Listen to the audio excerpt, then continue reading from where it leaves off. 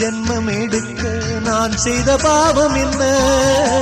வெவ்வேறு வேஷங்கள் போட்டு நீ செய்யும் கோலம் என்ன? இனிமேலும் இன்னொரு ஜென்மம் வேண்டாம் ஐயனே. படைத்தாலுந்தன் கோவில் மணியாய் படைப்பாய் ஐயனே.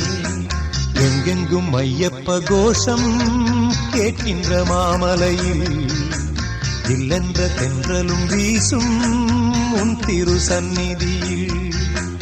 எங்கெங்கும் ஐயப்ப கோஷம் கேட்கின்ற மாமலையில் இல்லென்ற தென்றலும் வீசும் உன் திரு சந்நிதியில். எப்போதும் உன்முகம் பார்க்கின்ற ஆசை ஐயப்பா. என்னாலும் வந்து அணைப்பது உந்தன் கையப்பா. எப்போதும் உன்முகம் பார்க்கின்ற